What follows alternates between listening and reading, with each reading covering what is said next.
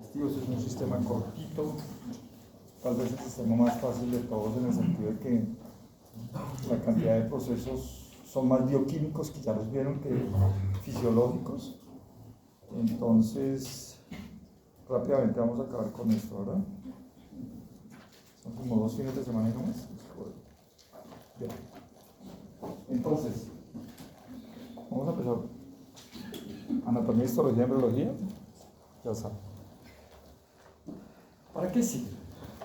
Así como cuando yo proyecto la segunda diapositiva para hablar del sistema respiratorio, decimos que el sistema respiratorio cumple 2 funciones muy básicas, que son la de llevar oxígeno a los tejidos y sacar CO2 de los mismos. En este caso, de manera general, también podemos decir que el sistema digestivo suministra al organismo un aporte continuo, y aquí es una palabra extraña, ¿verdad? Porque uno no está comiendo todo el día. Bueno, los que somos normales, algunos otros sí uno lo ve comiendo todo el día. Aporte continuo de agua, electrolitos y nutrientes. Bien, sí, es lógico. Vamos a ver. Ahora bien, pero para poder cumplir eso, necesitamos unos requerimientos para esa función. Estos requerimientos son los que vamos a ver en estos 15 días, ¿vale? ¿Cuáles? 1. Un tránsito de los alimentos por todo el tubo digestivo, y es la clase que vamos a ver ahorita. 2. La secreción de jugos gástricos o digestivos y la digestión de los alimentos, o sea, secreción y digestión. ¿Sí? 3. Absorción de los productos digeridos. 4. Para transportar las sustancias absorbidas, entonces necesitamos esto que esté bien. Un control por parte del sistema nervioso hormonal, que lo vamos a ver ahorita, y la circulación de la sangre por los órganos gastrointestinales. Quiere decir que si falla cualquiera de estas cosas, vamos a tener problemas con la función de proveer de manera continua agua, electrolitos y nutrientes al tubo digestivo. Entonces, el recorrido que tenemos que hacer en estos 15 días es, imagínate un alimento, entonces yo lo tengo que coger y convertirlo del alimento que yo lo estoy tomando acá a un nutriente que tengo que meterlo a las células. Para hacer eso, entonces tengo que transportarlo, tengo que hacer secreciones para poderlo digerir y tengo que absorber. Eso es lo que vamos a hacer. Ahora bien, eso va acompañado de un proceso de control del tipo nervioso y del tipo hormonal. Este es el resumen de lo que vamos a hacer. Esta es nuestra guía, nuestra bitácora. Así como cuando vimos sistema respiratorio, la siguiente diapositiva después de la que yo le mostraba, la bitácora era que tenemos que ver intercambio de gases, transporte de gases y control nervioso. Es exactamente igual. Un poquito de recorderis. Entonces, si yo corto un pedazo de intestino y lo quiero ver, veamos qué parte vamos a encontrar. Vamos a encontrar la parte más, voy a empezar desde lo más externo a lo más interno. Lo más externo es esto, y es la serosa. ¿Sí la ven acá? 2 capas musculares que ustedes las vieron, básicamente un poquitico en histología, pero más en anatomía, ¿cierto? Con un cambio en el estómago. ¿Se acuerdan que el estómago tiene paredes más gruesas?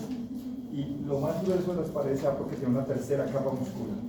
¿Se acuerdan? Todas las capas musculares es una capa muscular longitudinal, una capa longitudinal circular, ¿cierto?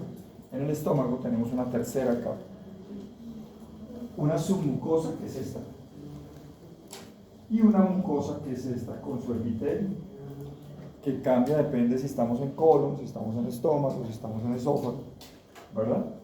Bien.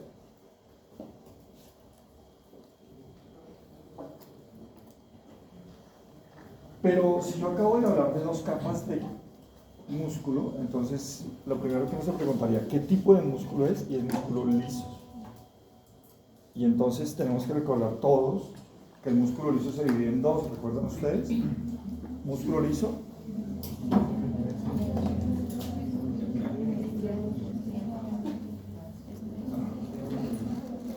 O sea, músculo liso 1, según ustedes, que músculo liso 2. ¿Cómo se llama un músculo liso? ¿Cómo? De unidad sencilla, y otro que se llama multiunitario. De unidad sencilla y multiunitario. ¿Recuerdan? En este caso, el músculo liso del tubo digestivo es músculo liso, multiunitario o unidad sencilla. De unidad sencilla, ¿cierto? ¿Por qué? Porque como vamos a verlo acá, se comunica con sincitios. ¿Qué quiere decir con sincitios? Que las células van así, entreveradas así, unas entreveradas entre otras, de forma tal que cumplan esto. Que si yo toco estas, si mando una información a esta célula comunica a esta, y cuando se contrae todo como una unidad, por eso se llama unidad sencilla, una sola unidad. Entonces, para que la propagación del potencial de electrón sea lo más rápido posible y en todas las direcciones, ¿vale? Bien, ahora,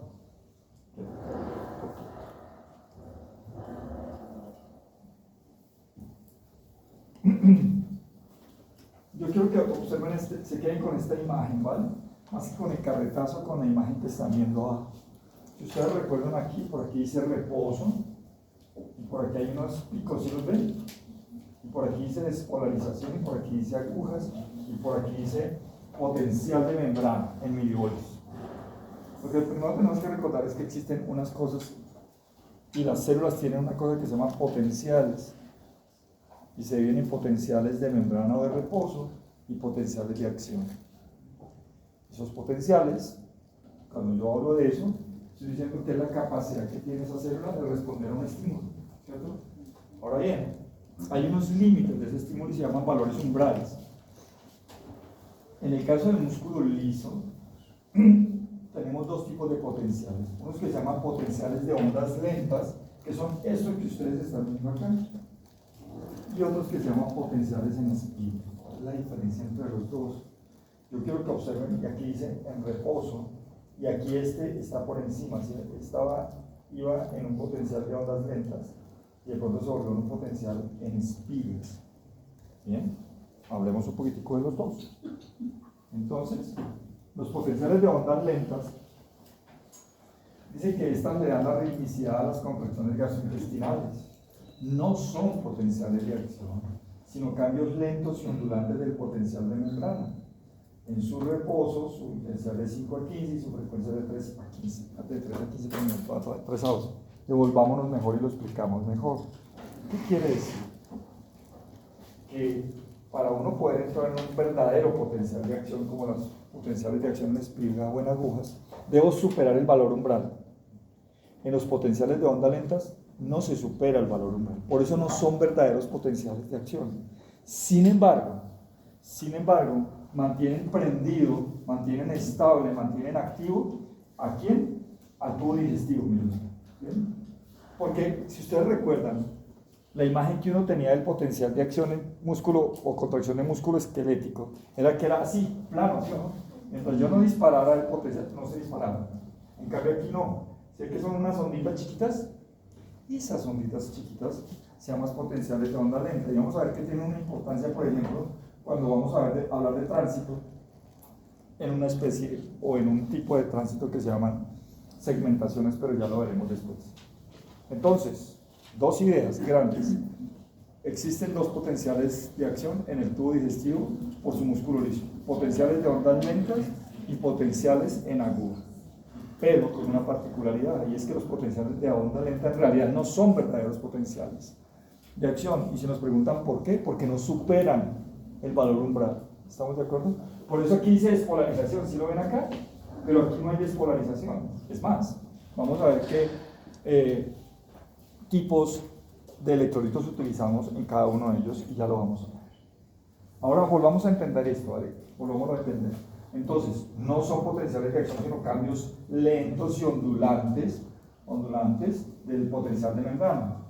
Dice que en reposo su intensidad va de 5 a 15 milivoltios. ¿Se acuerda que acá siempre son para que puedan desencadenar un verdadero potencial de acción? Mandamos 100 o 120. Esto es muy chiquito, ¿verdad? Y de frecuencia se presentan, ¿cada cuánto se presentan esas onditas? De 3 a 12 veces por minuto en nuestro intestino. Ahora bien, si hablamos de los potenciales en agujas, son verdaderos potenciales de acción. Estos sí superan el valor umbral. Duran de 10 a 40 veces más que los potenciales de acción de grandes fibras nerviosas y se prolongan más. Y otra diferencia con las fibras nerviosas están en los canales que se usan, ya que estos llevan al centro grandes cantidades de calcio, pequeñas cantidades de sodio, se cierran y se abren de manera lenta y por esto la larga duración de los potenciales de acción.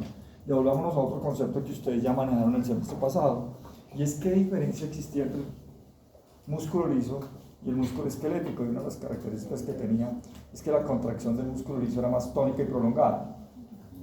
Y la explicación de que sea más tónica y prolongada está aquí, en que utiliza más calcio que sodio, utilizando los dos, ¿no? Utilizando los dos. Ahora bien, entonces hablemos de ese calcio. La unión del calcio-calmourina, ¿se acuerdan? Era otra de las grandes diferencias. Habíamos dicho, la contracción de músculo esquelético, calcio, troponina. La contracción de músculo cardíaco, calcio, caltropolina, según ustedes. Troponina, lo mismo. En cambio, la contracción de músculo liso, calcio, calmourina. En los tres había calcio, pero no en los tres había troponina. En este era calmourina. Entonces, la unión de calcio-calmourina inicia el proceso de contracción de músculo liso. Aquí también, ¿cierto? Las ondas lentas, ¿se acuerdan de las ondas lentas? Entran sodio y son con las ondas en aguja que entran calcio. Entonces, ¿cuál es la diferencia en el potencial de acción de ondas lentas, bueno, el potencial de acción de agujas en el tubo digestivo, en el uso de electrolitos?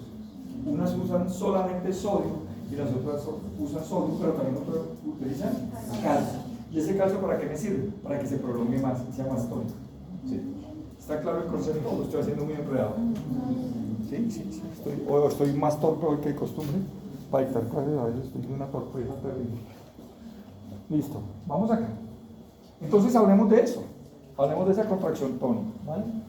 Es continua. ¿Se acuerda que dijimos que el intestino proveía continuamente sodio, sodio, me inventé el sodio, electrolitos, agua y nutrientes? No asociada a las de onda lenta, o sea, no tiene nada que ver, y persiste durante minutos u horas. Su intensidad puede aumentar o disminuir, pero la contracción se mantiene. Eso es importante. Eso es importante. Piensen, comparémoslo con músculo esquelético.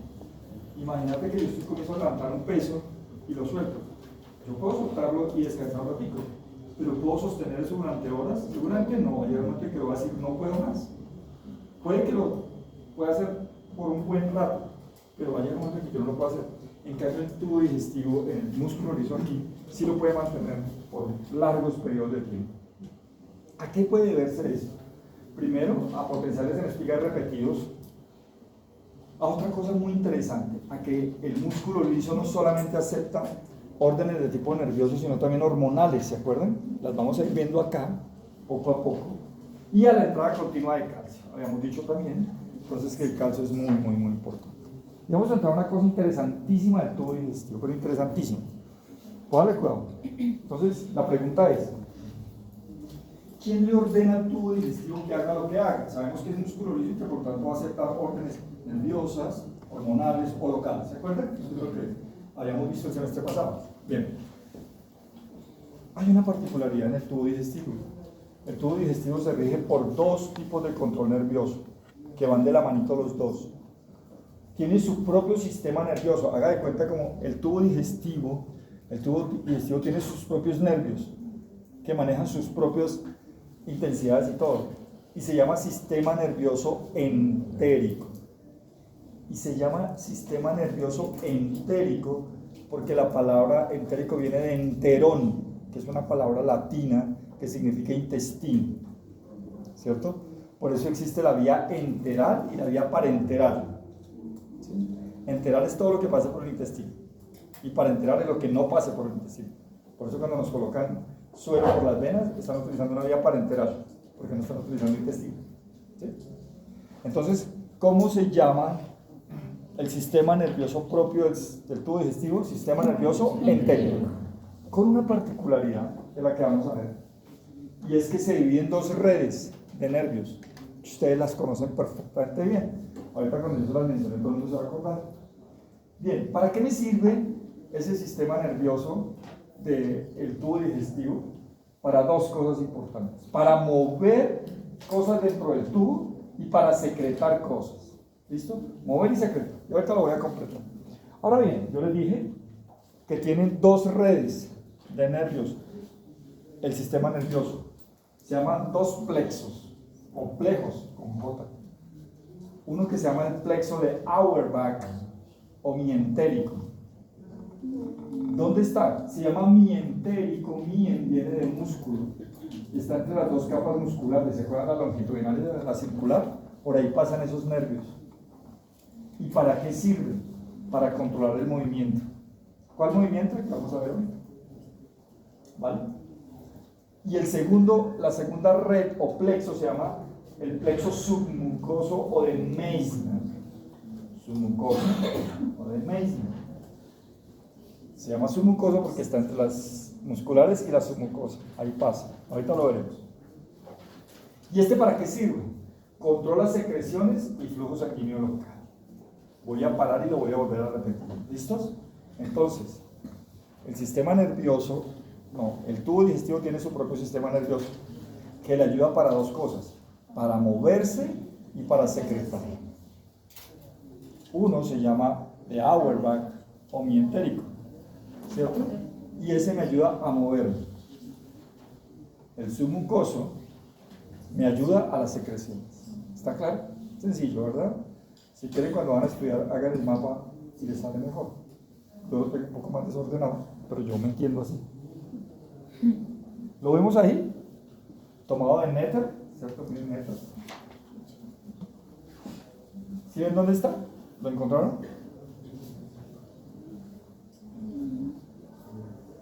¿Sí lo ven dónde están los dos? Sí, ¿verdad? Por acá dice mientérico de Auerbach. Por acá dice subseroso o submucoso en realidad.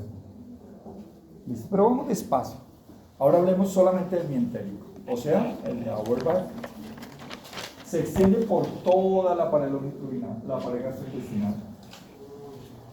Aumenta la intensidad de las contracciones rítmicas y de la frecuencia con aumento de la velocidad de contracción. Todo lo que tenga que ver con contraer el intestino y también el estómago y el esófago, ¿verdad? Interviene en la actividad motora, como aumento de la contracción tónica de la pared intestinal, ¿verdad? Pero miren acá lo que dice aquí, uno podría enredarse, pero no, es simplemente que ustedes apliquen lo que ustedes saben de anatomía. Mira, les cuento, siempre salió esto. Esto es lo más emocionante. Adoro la lluvia. Adoro la lluvia en las tardes. Presenta alguna actividad inhibitoria para relajar esfínteres. Entonces, vamos aquí. Metámosle anatomía un poquitito. Recuerden que el tubo digestivo, ustedes lo van a ir a leer este fin de semana que tienen nada que hacer, ustedes van a ir a leer toda la anatomía del tubo digestivo. Y tenemos una cantidad de esfínteres, como por ejemplo el esfínter esofágico superior, el esfínter esofágico inferior, el píloro, el circo.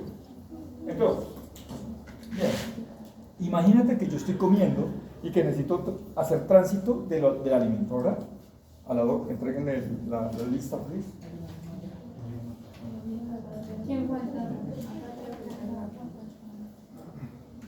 Hágale, mis amores.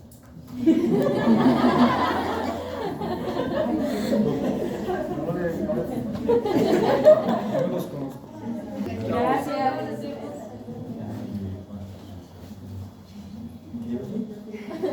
Me distraigo. ¿Qué fue lo último que dije? De los esfínteres. Ah, los esfínteres. Entonces, los esfínteres. Entonces, hagamos el ejercicio. Si un paciente está comiendo y necesita que la comida pase, entonces, por ejemplo, que pase de la boca al esófago, tenemos que superar un esfínter esofágico superior, ¿sí o no? Bien, ojo. Entonces, está actuando el plejo mientérico y dijimos que aumentamos la tonicidad, ¿cierto? Para que vaya desplazándose. Pero cuando llega el esfínter ¿cómo está? ¿Abierto o cerrado? Cerrado, o sea que está contraído o relajado. Contraído. Ahora, ¿qué necesitamos hacer para que pase? ¿Sí? Entonces, es una contradicción. Cuando lo necesitamos que el músculo esté contraído, pero los esfínteres, ¿cómo deben estar? Relajados. Por eso entonces dice que presenta alguna actividad inhibitoria para relajar esfínteres. Porque te imaginas lo que sucede si yo estoy contrayendo el músculo, pero no relajo los esfínteres, ahí se queda. Ahí se queda. Y hay patologías que ustedes van a conocer que tienen ese problema. Ya después lo verán. Bien. Ahora bien, ese era el mientérico. Ahora el submucoso. Ayuda en la secreción, ¿se acuerda? Y también ayuda un poco en la absorción y en la contracción local del músculo de la región submucosa. Dice músculo submucoso, pues eso suena como contradictorio. Muy bien. ¿Qué neurotransmisores utilizamos? Como estamos hablando del músculo liso, entonces la acetilcolina estimula la actividad gastrointestinal y al contrario la adrenalina lo inhibe. Paremos acá y comparémoslo con otra cosa para acordarnos. En el corazón la actividad cardíaca es estimulada por la adrenalina pero inhibida por el parasimpático, por la acetilcolina. Aquí es al contrario. Aquí quien estimula es la acetilcolina y quien inhibe es la adrenalina. Ejemplo clásico. Entonces, si yo te pregunto, tú tienes un cólico intestinal, tiene un nombre de un medicamento. Ibuprofeno. Para un cólico intestinal. Buscapina. ¿Cierto? Buscapina. ¿Cierto? Todos se saben la buscapina. La buscapina pertenece a un grupo de medicamentos que la buscapina en realidad se llama butilbromuro de iosina. ¿Cierto? Ese es un nombre genérico. En todo el mundo se conoce como butilbromuro de iosina. Y lo que hace el butilbromuro de iosina cuando usted se la toma es que es un anticolinérgico antimuscarínico. ¿Qué quiere decir? Que inhibe los receptores muscarínicos de la acetilcolina. No deja actuar la acetilcolina. Si no hay acetilcolina, ¿qué pasa con el músculo? ¿Se relaja o se contrae? Porque ¿cómo es un cólico? ¿Como amasando pan o como haciendo pizza? ¿Cierto? Entonces así. Por eso la descripción clásica de un cólico, yo siempre lo he dicho, si yo fuera profesor de semiología, yo les enseñaría un cólico es así. ¿Sí? Duele, se queda un ratico y ¡ay, el cólico! Entonces uno se queda con el dolor y después baja, ¿sí?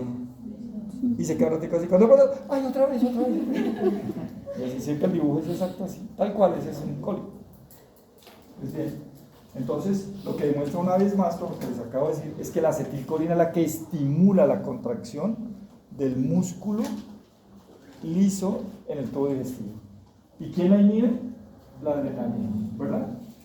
Ahora bien, ¿solamente actúan ellos dos? No, actúan otras sustancias como serotonina, dopamina, colecistocina, que en realidad es una hormona, no un neurotransmisor, la sustancia P, la somatostatina, leucoencefalina, metencefalina, bombecinas, una gran cantidad de sustancias, pero de manera general, los que más influencia tienen son adrenalina, acetilcolina sobre todo, y lógicamente las hormonas que vamos a ir viendo poco a poco.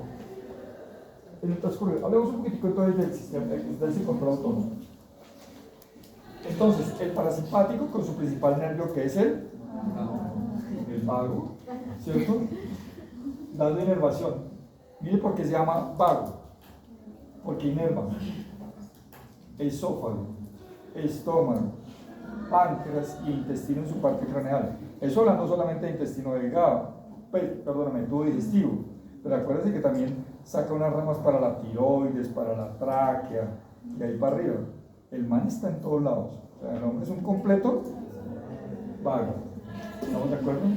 En la zona sacra, con los nervios pélvicos hasta la segunda mitad del colon, y el simpático, su principal neurotransmisor, inhibe la actividad del tubo digestivo. Ahora bien, la pregunta que uno se haría es, ¿y por qué no hay medicamentos de adrenalina para inhibirla, sí o no? Porque tiene efecto cardíaco. Entonces imagínate, yo le quito el cólico, pero lo mato del... Ah, pero le quité el cólico. Eso sí, lo quité de por vida, lo quité. Nunca más le va a volver a dar. Lo vemos ahora en un gráfico mejor. Otra vez, ¿vale? Otra vez. Entonces, paremos acá. ¿Se acuerdan que yo les dije que existían dos tipos de control nervioso? El propio, plejo de Auerbach y plejo mintérico. ¿Y cuál es el otro? El sistema nervioso autónomo, simpático y parasimpático. Ahora lo vemos los cuatro ahí, en este gráfico, ¿vale? Es un gráfico viejito, pero me sigue gustando mucho. Miren aquí las células, para que ustedes hagan la imaginación, ¿vale? Este es el tubo digestivo, esta es la luz, este es el epitelio. Sí, por eso aquí dice epitelio, porque este es el epitelio. Si no dijera epitelio, pues no es epitelio. ¿Estamos de acuerdo? Y aquí está la parte submucosa. Entonces, miren que aquí está el plexo submucoso. ¿Sí ven la red de nervios? Y aquí está la parte muscular. Y entonces aquí está el plexo ni entérico. ¿Listos? Y desde arriba, ¿quién nos está comandando? Se están coadyuvando. Entonces, si necesitamos que se acelere, ¿ustedes a quién estimularían? Y necesitamos que se acelere el movimiento, ¿a quién? ¿Al parasimpático con quién? Con el de Auerbach. ¿Sí o para qué? Pero si lo que queremos es que se inhiba la secreción. Sí, simpático con el mucoso. Imagínate que hay unos pacientes que nacen sin un pedacito de plexo mientérico. Así. Entonces el niño comienza, y pasan los días, y comienza a estreñirse. Y a estreñirse. Y a estreñirse. Hasta que pasan 15 días sin hacer deposición. Y el colon se le va volviendo así gigante. Se llama megacolon congénito o enfermedad de Hirschsprung. Entonces, ¿qué hay que hacer? Hay que hacer una biopsia para saber qué fue lo que pasó. Y por lo general lo que se encuentran es que en algún pedazo del intestino chino nació sin ese pedazo de plexo Auerbach. ¿Qué hay que hacer? Cortarle el colon, cortarlo y volverlo a pegar en los pedazos buenos para que vuelva y funcione. Entonces, chiquiticos hay que hacerles colostomía. Ustedes los van a ver. ¿Es frecuente? No, afortunadamente no es muy frecuente, pero seguramente cuando roten por cirugía pediátrica van a ver y les va a tocar que entrar a ver la cirugía que es hartísima, porque son chinos muy chiquitines y el colon de ellos es una cosita chiquitica. Entonces entran los cirujanos pediatras que tienen un cuidado ni el verra como poder operar a los chiquiticos y quitarle ese pedacito que es y volverlo a pegar en una obra de arte en realidad. Muy bien. ¿Cómo llegan las vías? Entonces, vías aferentes, simplemente vías aferentes del sistema nervioso entérico propias o fibras que envían sus señales por ganglios simpáticos o más generalizadas por el vago, quiere decir parasimpáticos, simpáticos o propias. En resumen. Pero hay otra cosa, y es que no solamente el control es de tipo nervioso, sino que el control también es de tipo hormonal. Voy a mencionar solamente 2 hormonas para iniciar, pero vamos a encontrarnos con otras más. Tal vez de las que más vamos a encontrarnos se llama la colecistosina. Todo lo que empiece por colecisto es vesiculabilidad. Colecisto es vesiculabilidad. Entonces, colecistocinina y todo lo que termine en ina en medicina es sustancia D. Sustancia D. Entonces, colecistocinina es una hormona de la vesiculabilidad. Pero en realidad no actúa solamente en la vesiculabilidad, actúa también en otros órganos como por ejemplo el páncreas, ya lo veremos después cómo actúa sobre el páncreas.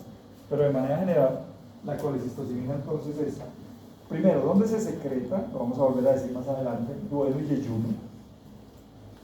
¿Por qué? Por la presencia de grasas. Entonces usted se come el chicharrón de puerco y puerca, ¿cierto? Eso aumenta la motilidad de la vesiculabilidad para que expulse el bilis al intestino. Entonces, ¿cómo hacemos para absorber grasas? Bilis. ¿Dónde acumulamos bilis? Vesícula biliar. ¿Cómo sabe la vesícula biliar que tiene que botar bilis? Colecistocinina. ¿Y cómo sabe la colecistocinina que tiene que ir a la vesícula biliar? Alimentos grasos.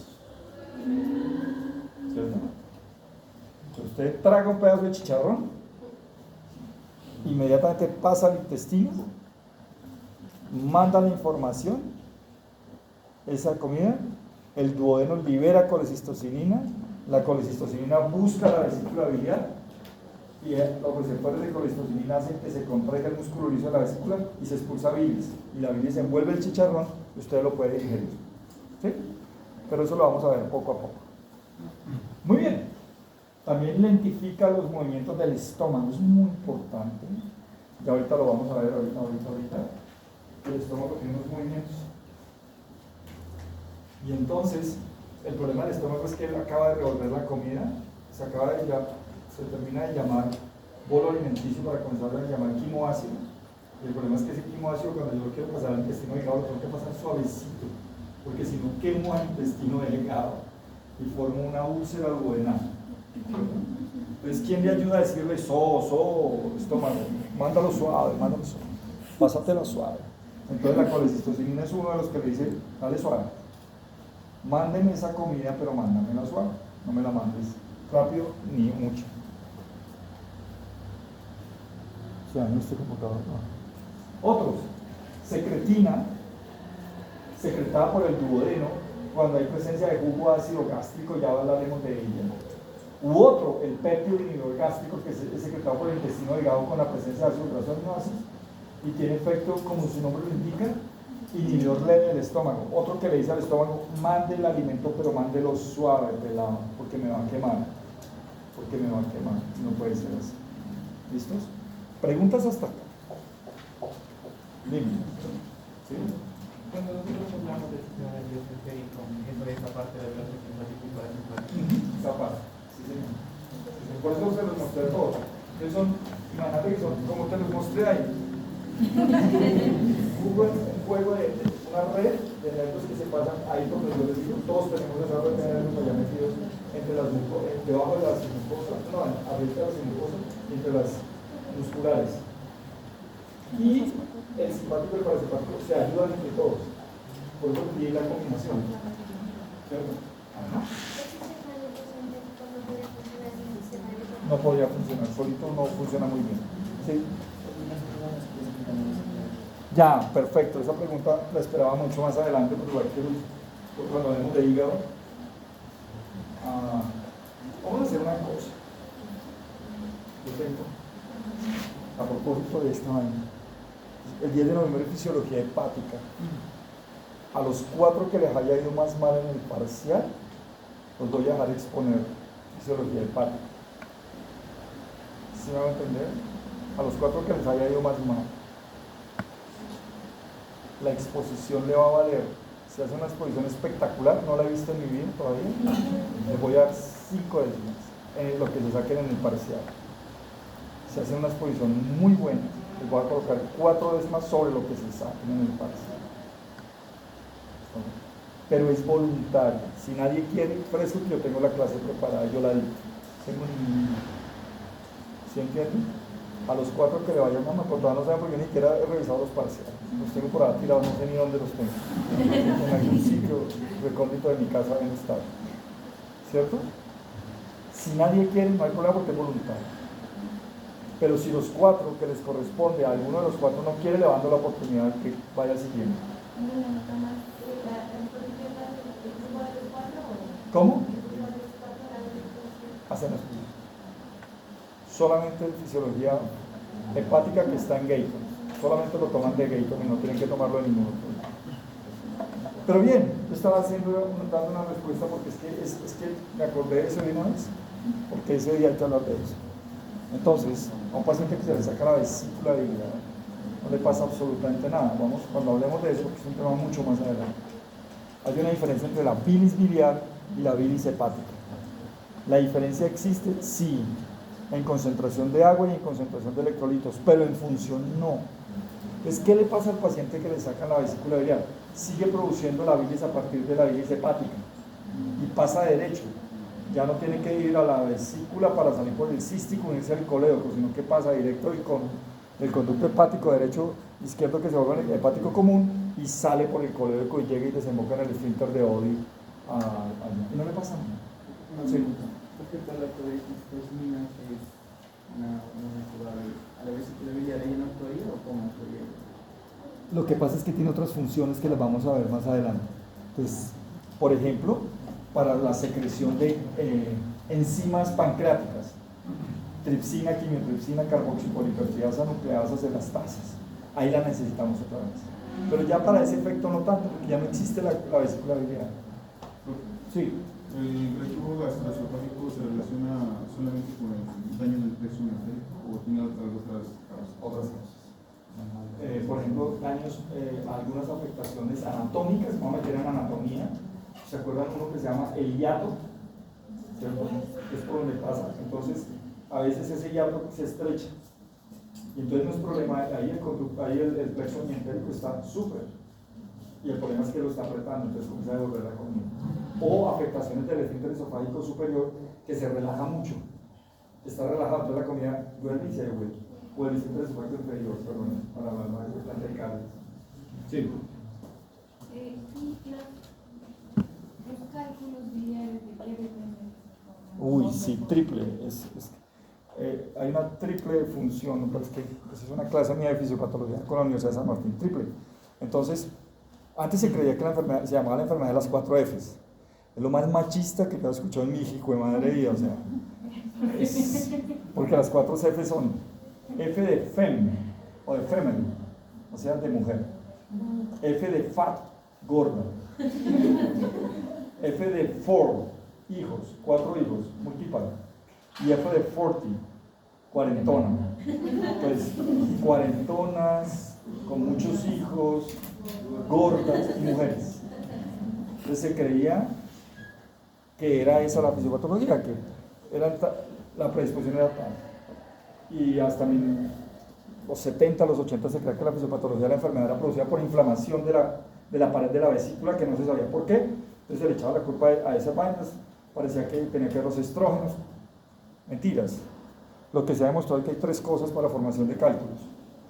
Uno, es que la vesícula o haya una alteración en la mucosa. 2, que las vesículas de ellos son perezosas. Y 3, que tengan tendencia a ser, voy a decirlo para que me entiendan, como lo que queda del café abajo, ustedes le dicen concho, nosotros el resto del país le decimos cuncho. ¿Están de acuerdo? Sí, eso. ¿Sí? Entonces, en las vesículas de algunos pacientes tienden a hacer ese cuncho. Además tienen la vesícula perezosa, además tienen tendencia a hacer alteraciones. Por eso no a todo el mundo le dan cálculos, sino a los que tengan esas 3 características. Ahora bien, los cálculos se dividen en cálculos de colesterol, cálculos negros y cálculos marrones. El 80% de los pacientes tienen cálculos de colesterol. Quiere decir que el problema es del metabolismo del colesterol también. Comienzan a tener más colesterol en la bilis, entonces se vuelve más espesa, más cuncho y más perezosa la vesícula. ¿Sí? Más o menos es la historia para decirlo de manera rápida. More questions, ¿más preguntas? Sí, dime.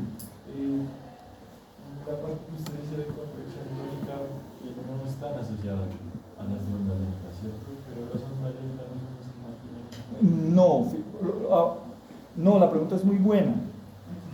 Voy a hacerlo como siempre lo hago para que me entiendan.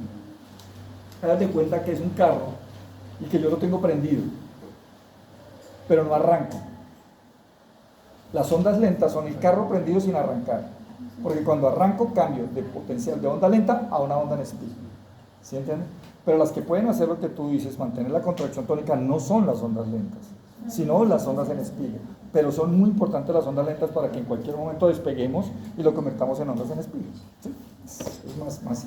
Sí. Cuando alguien tiene casos extremos de bulimia, dice que independientemente de quiero vomitar o no estoy vomitando, ¿es porque los plexos se dañan? No, por la irritación que sufre, por la irritación que ella tiene. Fíjate, vamos a ponerlo menos extremo. Otros de otras universidades, otros, ¿cierto?, de otro país que toman tragos, ¿se me entiende? Entonces, cuando usted comienza a hacer vómito, por ejemplo, por guayaba, a lo último usted termina vomitando, ya no tiene nada que vomitar, pero sigue vomitando. Y la pregunta es, ¿pero por qué sigue vomitando y ya no tiene nada que vomitar? Al fin y al cabo, el vómito es un proceso de defensa. Es por la irritación que tiene. Solamente el hecho de tocar y hace secreción y manda el impulso a nivel cerebral a la zona desencadenante del vómito y produce vómito. Entonces, en esos pacientes tienen tan irritado, porque es que el hecho de vomitar va quemando la mucosa esofágica y la vuelve supremamente sensible. Entonces, cada vez que usted vomite más, lo vuelve más sensible. Por eso lo primero que hay que hacer cuando usted tiene un paciente que está vomitando es quitarle la vía oral, ya no le dé más porque le va a seguir vomitando. Y por eso es que le mandan los medicamentos por acá y le colocan para que no coma más y para que no tenga más sistema. ¿Sí? Voy a activar.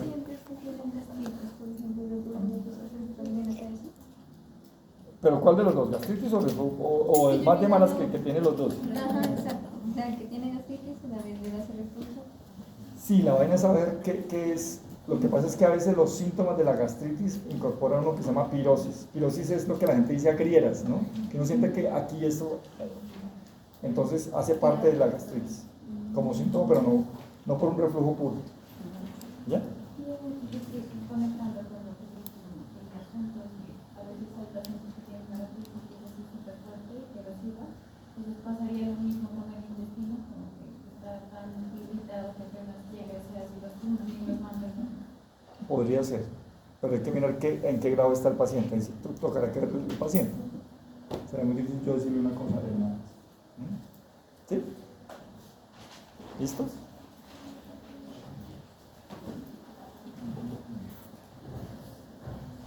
¿Esto apagó? Ah, ya, no se apagó. Bien. Entonces, vamos con el primero. ¿Se acuerdan que dijimos que íbamos a hacer ese recorrido? Y lo primero es hablar de movimiento. Aquí en movimiento, entonces vamos a dividirlos en dos tipos de movimiento, ¿vale? Movimiento se llama movimiento de tránsito, transporte, peristaltismo, peristalsis. Lo han escuchado hablar del peristaltismo, ¿verdad? Y el otro se llama de mezcla. Y ahorita vamos a ver ejemplos clásicos de tránsito y de mezcla. Entonces, empecemos por acá. Los tipos de movimiento entonces son propulsión, también se llama propulsión, peristalsis o peristaltismo. Lo mismo, las tres cosas son lo mismo. O de mezcla. Quiero que miren la imagen, ¿vale? Más que el carretazo, la imagen. ¿Sí ven que en uno están como chiquiticos y en otro están más grandes? Ahorita lo vamos a ver más adelante, si eso es cierto o no es cierto. ¿Listos? Y entonces, ¿qué es propulsión? ¿Qué es peristalsis? ¿Qué es peristaltismo? Requiere el plexo mientérico. ¿Se acuerdan del plexo mientérico? O de Auerbach, ¿cierto? Y la dirección que sigue va del sitio más proximal al sitio más distal. Y eso suena como muy, dice, cualquiera diría, pero es muy estúpido lo que este man está diciendo. No, pero fíjate que no. Entonces lo que tenemos que recordar es cuál es el sitio más proximal y cuál es el sitio más distal en el tubo digestivo, boca al ano. Así tiene que ser el camino, así tiene que caminar. Porque hay dos movimientos antiperistálticos clásicos que son el reflujo gastroesofágico y el vómito. El vómito es un movimiento antiperistáltico, ¿sí? Porque va de lo más distal a lo más proximal. Y eso no es fisiológico. Entonces, ¿sí que sí tiene razón de ser cuando uno le dice que explique cómo es la dirección de la propulsión? Ahora bien, Ave María. Empecemos con la mezcla. ¿Es igual la mezcla en todos lados? No. Todo lo que vayamos a hacer en estos 15 días de digestivo, yo lo voy a hacer poco a poco. Voy a mostrarles la boca, el esófago, el estómago, el intestino y el colon, ¿vale? Siempre lo voy a hacer así. Entonces, empecemos con la mezcla. No es lo mismo la mezcla de los alimentos en la boca que en el esófago, que en el estómago, que en el intestino. Eso es lo que dice aquí, que ocurren de manera distinta. En ese orden de ideas, empecemos. Entonces existe una cosa que se llama masticación. Masticar, no mascar. Esa palabra es asquerosamente inmunda, desagradable. Se llama masticación. Masticación. ¿Estamos de acuerdo? Para masticar poseemos dientes. Y hay unos que son anteriores y unos que son posteriores. Los anteriores se llaman incisivos y cortan. Cortan, no abren cosas, cortan. Los posteriores se llaman trituradores. Trituran y son los molares. Los molares. Y su inervación está por el quinto par craneal. Quinto par craneal que se llama trigémino. Es un nervio mixto. Motor y sensitivo. Motor y sensitivo. Una particularidad es que la parte sensitiva es muy sensitiva. ¿Qué quiere decir esa vaina? Ustedes no, porque ustedes vienen de otra generación, mis hijos. Ahí es donde se demuestra cómo el mundo ha cambiado para bien en muchas cosas. Entonces se cuenta que es que la época de antes era mejor.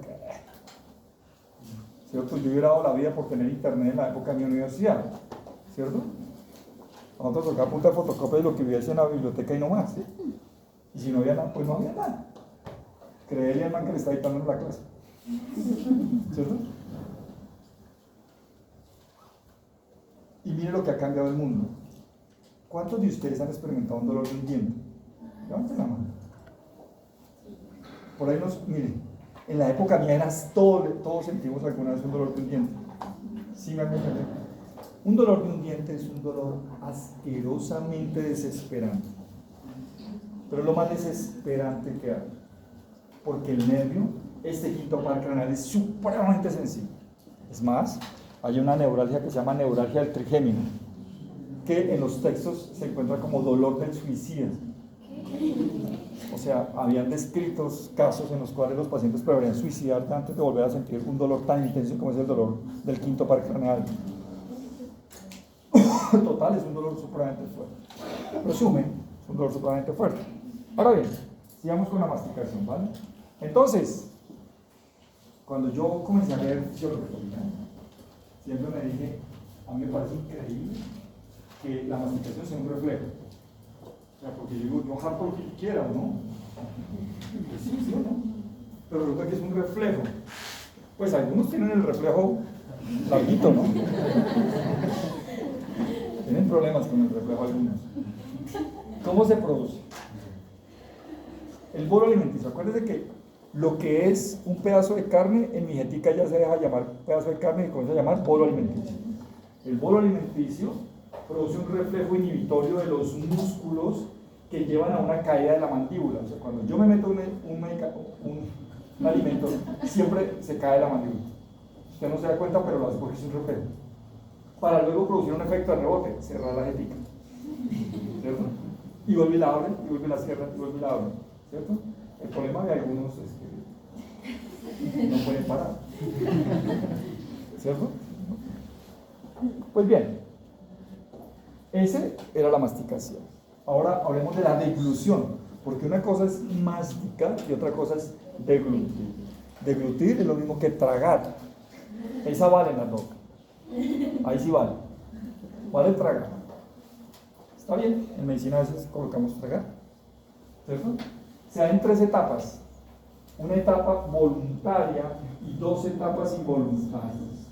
Las involuntarias se llaman etapa o fase faríngea y la fase esofágica. Veamos cómo se produce. La fase faríngea es llevar los alimentos como bolo alimenticio a la porción anterior de la faringe.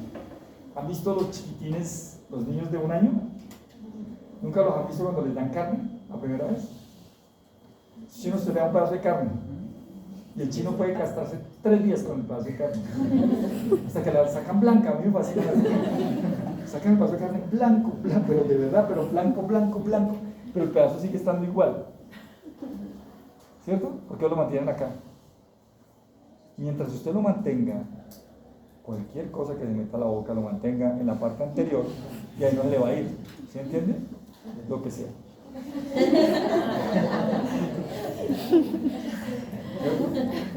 Carne, papas, lo que se le da regalada gana. Mientras usted lo tenga ahí, es voluntario. O sea, yo lo tengo hasta que se me gana. Principio básico de comer chicle. Por eso los chicles están ahí. Fase voluntaria. ¿Estamos de acuerdo? Mientras yo lo tenga en la parte anterior de la faringe, nunca, usted lo puede tener 15 días. Como los chicles, que uno los tiene 15 días y se los pega aquí atrás. Y se baña y uno le echan azúcar en la casa, con agua panela y ya, y vuelve y lo come. ¿No? O los pega aquí en el zapato acá y se lo vuelve y se lo come. Ay, ¿por qué no? Si el chicle de uno. Y con eso le rinde uno la plata como un hijo de madre. Por eso, yo nunca le recibo chicle a alguien, porque yo no sé en qué oreja lo tenía. Bien. Vamos a la fase faríngea, ¿se acuerdan? Ahora vamos a las 2 fases involuntarias. La fase faríngea, cuando el alimento alcance el área faríngea, o sea, ya no estamos en la parte anterior, sino nos fuimos a la parte posterior y amigdalina. Se desencadena una cantidad de contracciones automáticas de los músculos faríngeos. Y aquí necesito la anatomía. Esa anatomía que yo... Esto ya no está metiendo en el cuerpo, pues... Yo lo pienso. La anatomía es lo mejor que existe, ¿vale? Pero es que ustedes no se acuerdan de los músculos que se llamaban miloioideo, yoideo, digástrico, y todo terminaba en ioideo. Yo nunca supe cuál era cuál, y eran chiquitos y uno iba para allá, otro para allá, otro para acá, otro para acá. Son muy importantes los músculos. Pues yo dije que a mí me importaba un pepino de músculos miloioideo, tiroideo, y todos terminaban en deo. Pregúntenme dónde queda cada uno de ellos. yo no tengo la más remota idea ni me interesa aprenderme. Además, a mi edad, cuando yo estoy viendo el túnel allá, yo ya me quiero ir, ¿cierto? ¿Qué me va a importar el músculo miloideo? Pero se acuerda, y me acuerdo que todos terminaban yo y había uno que terminaba en digástrico, ¿cierto? Que es por acá, que porque tiene 2 dientes. De eso me acuerdo perfectamente de mis profesores de anatomía hace 35 años. No más, no me acuerdo más. Pero aquí sí cobran importancia, yo no lo voy a preguntar. Bueno, claro que se depende de mi estado de ánimo el día parcial, uno nunca sabe. ¿Cierto? Entonces, esos son los que dicen acá que desencadenan una cantidad de contracciones automáticas de los músculos faríngeos. ¿Para qué? Para hacer que la comida pase, porque lo que yo necesito ahorita es que pase de aquí y llegue al estómago. ¿Vale? Pero hay otra cosa más interesante todavía, ¿eh? Y es que, ¿qué producen? Lo primero que tenemos que hacer es cerrar la tráquea. ¿Se acuerdan de una vaina que se llama epiglotis? Sí, cuando usted esté hartando tiene que cerrar la tráquea. Por eso cuando usted comienza a comer y a pensar, usted siente que la voz se le va a salir por los ojos. Yo siento muchas veces que la voz que recorre va por la hipófisis y llega acá. Es lo más asqueroso que hay. ¿Sí o no? Eso le pasa a uno por esto. Cuando se siente a hartar, piense en lo que está hartando. Y no me ponga a pensar en los problemas que tiene porque va a atorar. ¿Por qué? Porque enloquece a la pobre epiglotis porque no sabe si piensa o harta. Porque para pensar necesita oxígeno. Entonces, ¿qué pasa? La tráquea manda y mete oxígeno para poder mandar al cerebro. Entonces, o traga o piensa. Traga. Cierro la tráquea y abro el esófago. Produzco una onda peristáltica rápida que impulsa ese bolo al esófago. ¿Se acuerdan que estamos aquí en la amígdala? Al esófago. Pero miren lo más interesante del asunto. Que la inervación está comandada por 4 pares craneales para mover esos músculos tan chiquitos y para hacer una cosa tan sencilla. Pues miren lo estúpido que soy yo, ¿no? No es nada sencillo. Y es mandar la comida aquí hasta el estómago. ¿Cierto? Necesito 4 pares craneales. El quinto, trigémino, el noveno, el 10º y el 12, hipogloso. Los necesito los 4 funcionando al mismo tiempo, trácate, para que se contraigan todos esos músculos y me mandan. Y eso lo hacemos en 2 segundos. Bien. ¿Les ha pasado alguna vez? Esta es una escena de la vida real. Estoy comiendo chicle y estoy hablando con una niña.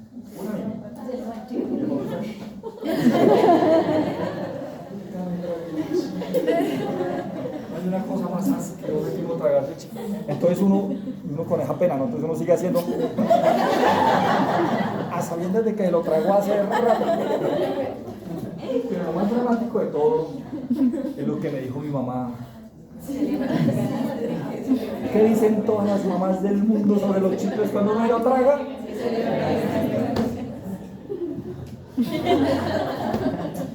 Mi mamá me sacó el cuento tan huevón, ¿no? Tienen huevo las mamás para meter unos cuentos tan chingos. ¿Te imaginas? Y yo después me ponía a pensar cuando estaba en anatomía, oye, ¿cómo los chicles? El chicle está por dentro, ¿cómo va a pegar las tripas? No, mi mamá tiene huevo, pues, o sea, mi mamá hay que mandarla a estudiar otra vez anatomía, porque pasa eso. Entonces, por eso le digo que para usted hacer una demostración clásica de la deglución, lo hacemos con el chicle. Cuando no lo tragamos es porque estamos en fase ¿qué? Voluntaria. Cuando lo tragamos es que nos pasamos la etapa faríngea y lo mandamos de una vez. Bien. Pero yo les dije que habían 2 fases involuntarias, una faríngea y la otra esofágica. Hablemos un poquitico de la esofágica, ¿vale? Entonces es el paso por el esófago de los alimentos provenientes de la faringe y que van hacia el estómago. Hay 2 tipos de movimiento, un movimiento peristáltico primario y un movimiento peristáltico secundario. Ya les voy a explicar, no se preocupen. Entonces el primario hace parte del estímulo que viene de la faringe y llega al estómago. ¿Qué quiere decir? Ese mismo faríngeo es el primario. O sea, muchas veces solamente con el estímulo faríngeo yo soy capaz de mandar el alimento derecho al estómago. Pero ¿qué pasa en algunas ocasiones? Que no se consigue. Si no se consigue, entonces el estómago con el impulso anterior se recurre a un movimiento secundario que es el esofágico. Y aquí ya no vamos a utilizar, ¿se acuerdan que en el primario utilizamos 4 pares craneales? Este como ya es un movimiento de refuerzo, porque la comida nos quedó por acá, ¿cierto? Entonces ya no es controlado sino por el famosísimo vago, ¿cierto? O sea, un solo par craneal para eso. Pregunta. Si alguien nos pregunta, ¿la masticación es un movimiento de mezcla o de peristaltismo? ¿Cierto? Sí, es un movimiento de mezcla, típico movimiento de mezcla. ¿Y la deglución? De peristaltismo, ¿verdad? Ahora bien, miren que llegué al estómago, ¿sí o no? ¿Qué me salté? Pero en realidad no me lo salté, yo sí lo dije. Lo que pasa es que el esófago es, yo siempre le digo que es como el tobogán, ¿sí o no? Es lo que conecta a la faringe con el estómago. Y entonces lo que hace es que desliza la comida por ahí y pasa. A veces pasa fácil, a veces no pasa tan fácil. No hay movimientos de mezcla en el esófago básicos, no existen, pero sí el del peristaltismo. Y llegamos al estómago. Lo primero que quiero que noten otra vez, miren mejor la gráfica, mis hijos. ¿Se acuerdan que veníamos de un tubo? Boca, faringe, esófago, y miren qué pasó, se ensanchó. Y entonces el estómago en realidad es una bolsa grande. Uy, algunos sí que la tienen grande, ¿cierto? Para almacenar grandes, algunos demasiadas cantidades de alimentos para procesarse en el intestino, ¿cierto? La mezcla con las secreciones gástricas para formar quimo. Y entonces el alimento que yo había tomado en la mano y que me lo había metido a la boca y que se llamó bolo alimenticio, cuando llega al estómago deja de llamarse bolo alimenticio para convertirse en quimo. Pero quimo ácido. ¿Estamos de acuerdo? Muy bien. Entonces, ¿qué hace el estómago? Coge todo acá y lo va depositando. Y después hace ¿cuál barman? ¿Sí entienden?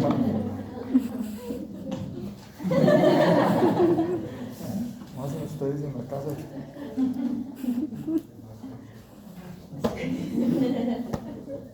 Lo que caiga. ¿Sí? Pues el estómago hace exactamente igual. Mezcla. ¿Hay un nombre específico para la mezcla del estómago? No, se llama mezcla. Y ya no más. ¿Listos? Pero ojo aquí, miren el detalle. Ya lo había dicho con lo que dije anteriormente. ¿Se acuerda cómo es el vaciamiento, el paso de ese quimo ácido hacia el intestino delgado? ¿Rápido? No, el vaciamiento es lento y debe ser así. Debe ser así para que le dé tiempo, como lo vamos a ver acá también en las próximas clases, al intestino para prepararse y que no lo vaya a quemar. Entonces debe ser lento. Ahora bien, ¿el vaciamiento qué será? ¿Qué tipo de movimiento? ¿Mezcla? ¿O peristaltismo? Peristaltismo. Es el movimiento de peristaltismo. Ese sí tiene nombre, se llama vaciamiento gástrico. Cuando hablemos de vaciamiento gástrico, es el peristaltismo del estómago. ¿Sí? ¿Estamos de acuerdo? Bien, pero veamos algo más del vaciamiento. Está controlado por el grado de llenado. Entre más lleno esté, pues más rápido va a tener que soltar las cosas. La gastrina como excitadora del peristaltismo, y aquí apareció otra nueva hormona que se llama gastrina, ¿cierto? Efecto de retroacción del intestino delgado como la gran cantidad de quimo o si es demasiado ácido. ¿Qué quiere decir? Retroacción es lo mismo que retroalimentación. El intestino se defiende dependiendo de la cantidad y de lo ácido que sea el quimo. Entonces, si él se va dando cuenta que es mucho lo que le va a mandar, uno le dice, no, manda un reflejo y le dice, vacíelo lentamente. Si se dan cuenta que el vaciamiento gástrico tiene muchos controles, colecistocinina, cierto péptido inhibidor gástrico, el mismo reflejo dado por el intestino delgado, todo con el fin de no dejar quemar al duodeno. Todo con el fin de no dejar quemar al duodeno. Es lo que estamos buscando ahí. ¿Se acuerdan de esta imagen que yo les dije hace rato que la vieran? Ahí está otra vez. Y hemos llegado al intestino delgado. Si se dan cuenta que pasamos por boca, faringe, esófago, estómago y llegamos al intestino delgado. Entonces, aquí las contracciones de mezcla se dan por la segmentación. Segmentos bien chiquitos. Segmentación que facilita la mezcla progresiva de partículas sólidas con secreciones del intestino. Paremos un momentico acá, por favor. Metamos otra cosa. El intestino delgado es el sitio primordial para la absorción de los alimentos. ¿Estamos de acuerdo? Es nuestro sitio ideal, no hay otro. Absorbemos muy poco por el estómago y el colon está diseñado para otra cosa. Pero los nutrientes que nosotros tomamos los tenemos que absorber en el intestino delgado. Entonces, ¿qué tiene que suceder?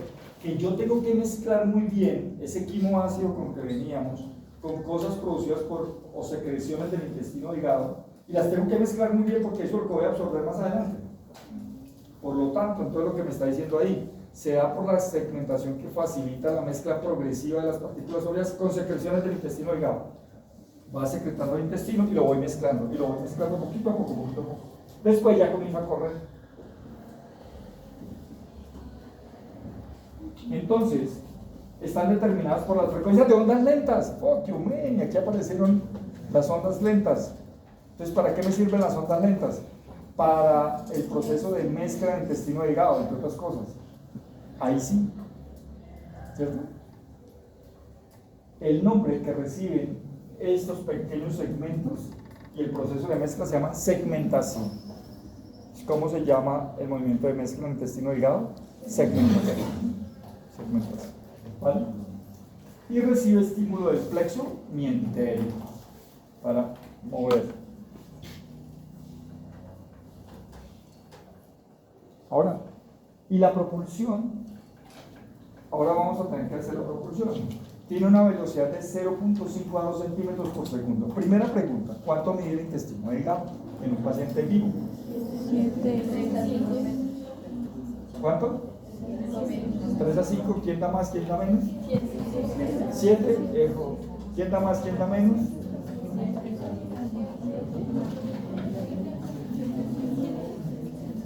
¿Cuánto?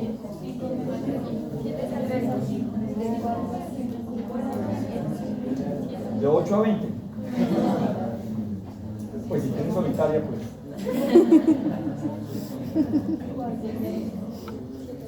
De 3 a 5. Los textos hablan de 5 a 7, pero es el infante muerto, porque el infante muerto está relajado y eso se vuelve más largo. Pero cuando está, se coge un poco cuando estamos vivos. Bueno, de 3 a 5.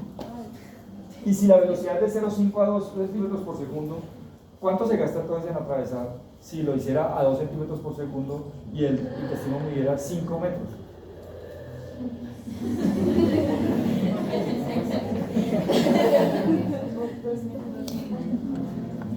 ¿Y cuánto te llevaba? ¿Cuánto? 2 centímetros por segundo. Hace la vuelta todo por el todo. 2 centímetros por segundo, ¿no? Sería 50. Un metro daría. Excelente pregunta de parcial.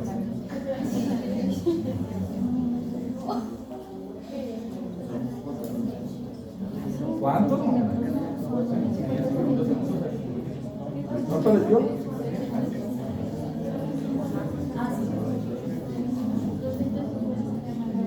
¿250 qué?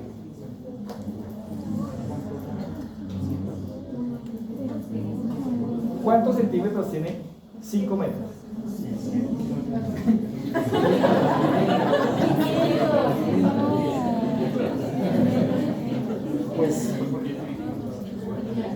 Pues si 5 metros tienen 5.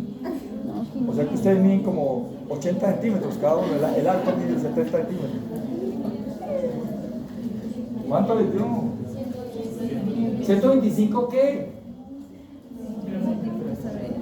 Hectómetros. Litros. ¿250 qué? 250 segundos. ¿Y eso es cuánto equivale en minutos? 4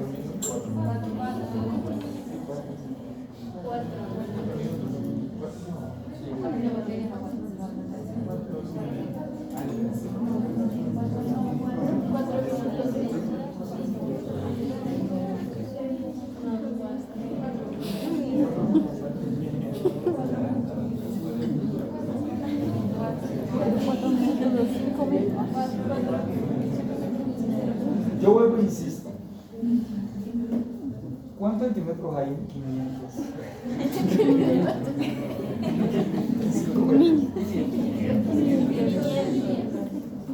Y se recorre cada centímetro en 2 segundos.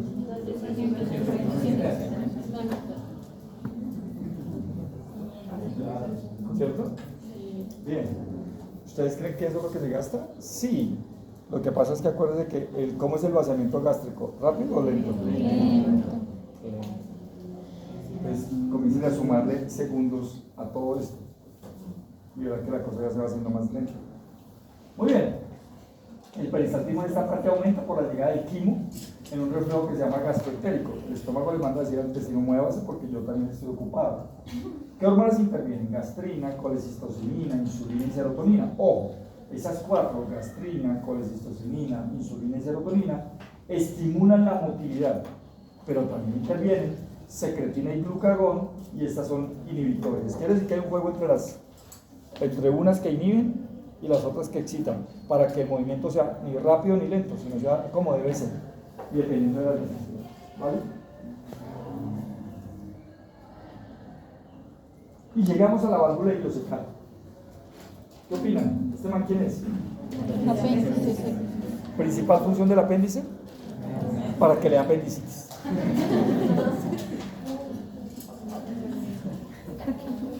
Y Netter dibujó mi dedo. Yo no he visto una cosa más parecida a mi dedo que es este. Es idéntico. ¿Ve la sombra? Es igualito. Es igualito a mi dedo. Entonces, la válvula ileocecal es esta. Y aquí venía el intestino delgado y aquí se convirtió en colon. ¿Cuál es la importancia? Impide el reflujo del contenido del colon para que no se devuelva al intestino delgado, facilitando así la absorción del quimo, evitando su rápida salida del colon. Me explico. Ya vimos la velocidad, pero ya vimos que esa velocidad está influida por algunas hormonas, algunas sustancias. Ahora bien, si esa vaina fuera lo suficientemente rápido, no tendríamos el tiempo suficiente para absorber todo lo que tenemos que absorber. Entonces, ¿quién nos frena? También nos ayuda a frenar la válvula ileocecal. Si no, espere, compadre, suave. Pero otra cosa importante que tienen que hacer es que, acuérdense que de aquí para arriba existe un colon que se llama colon ascendente, colon transverso, colon descendente, Colonoideo. y al fin más allá. ¿Cierto? ¿Estamos de acuerdo? Entonces,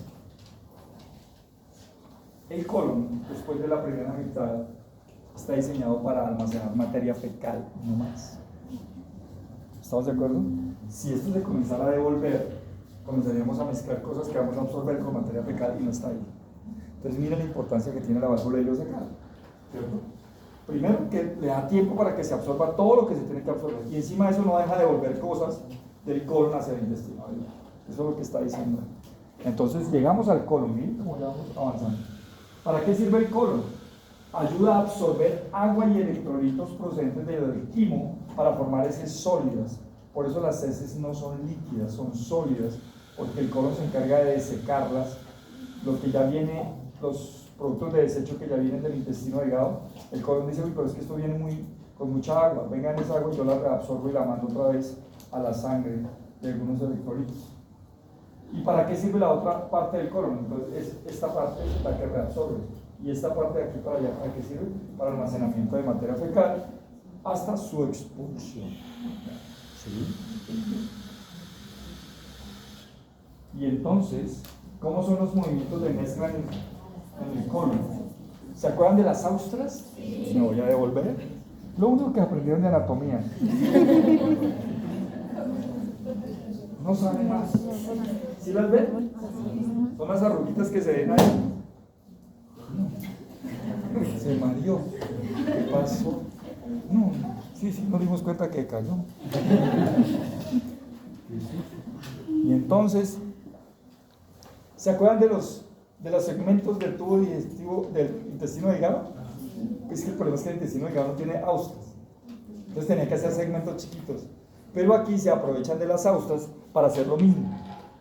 Entonces, vamos acá, pongámosle el título. El movimiento de mezcla en el colon se llaman austraciones, porque aprovechan las austras para ir a estar mezclando. ¿Y qué hacen? Grandes construcciones circulares hay combinación de contracciones con las dos capas musculares para revolver y absorber lo que se puede absorber y secretar y almacenar lo que se tenga que almacenar. Muy bien, pero también hay movimientos de propulsión y ya casi estamos llegando al final.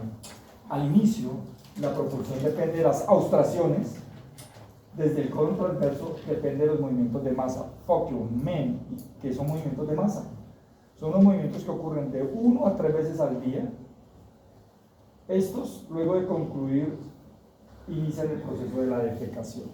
Bien, pues, se producen 1 a 3 veces al día. Por eso la defecación normal de los seres humanos es de 1 a 3 veces, no más. Por encima de 3 veces hay algo que no está funcionando porque ya se salió de la fisiología. Entonces los movimientos en masa son 1 a 3 veces. Estos movimientos en masa ocurren luego de una comida como reflejo gastrocólico y duodenocólico por la extensión de estos. Entonces van moviendo todo para que no se acumulen en un solo sitio. ¿Cierto? Ahora, no quiere decir que inmediatamente usted coma, va a defecar. No. Porque acuérdense que primero son los movimientos de masa y después se inician los procesos de defecación. ¿Cierto? Y eso depende de muchas cosas. Ahora bien, hablemos de la defecación. Entonces, lo primero es que el recto casi nunca contiene heces. El recto está vacío. El inicio de la defecación se da por los movimientos en masa, ¿se acuerdan? Con contracción refleja el recto y relajación de los esfínteres anales. Entonces, hay personas que solamente tienen un movimiento de masa al día, hacen una defecación. Tienen 2, 3, pero de ahí para allá ya no. Ya se sale la fisiología. Entonces, pero miren esto acá. Si ven aquí el recto, y aquí están los esfínteres anales. Entonces, el inicio de la defecación se da por movimientos en masa, con contracción del recto y relajación de los esfínteres anales. ¿Recuerdan en la micción? Y se acuerdan de la micción, lo importante que tiene que ser el estímulo encefálico para relajar el esfínter. Exactamente. Pues aquí sucede algo similar, ¿cierto? En la medida en que no se relaje ese esfínter, será difícil que lo haga, pero aquí ya los controles encefálicos no existen. Hay dos tipos de esfínteres importantes que son el esfínter interno y el esfínter externo. Por lo regular el esfínter interno es de tipo involuntario y el esfínter externo es de tipo voluntario.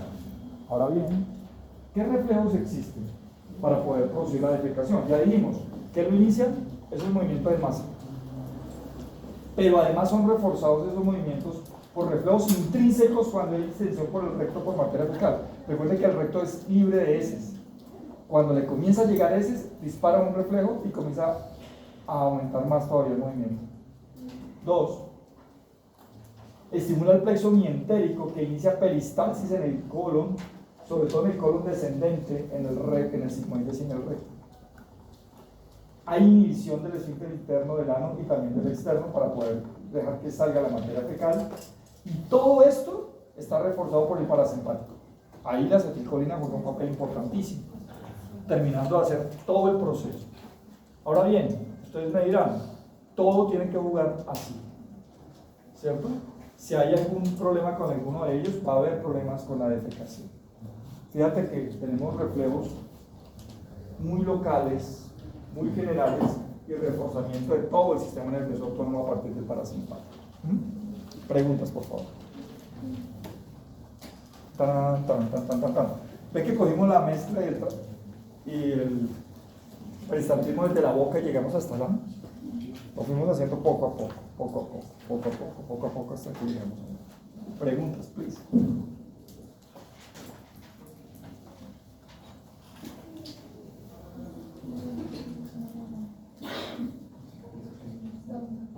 En los pacientes con estreñimiento crónico, en ellos habría problemas más en el proceso de fijación o ya desde arriba. La pregunta es también muy buena. El problema es saber por qué el paciente se está estreñiendo. Entonces ahí comenzamos con las causas. Causas de estreñimiento: 1, síndrome de colon irritable, por ejemplo, ¿cierto? 2, dieta pura. 3, entonces podemos tener problemas de algunos tipos de efectos a nivel del sistema nervioso central. Entonces depende. Entonces no siempre es de abajo, puede ser de más arriba.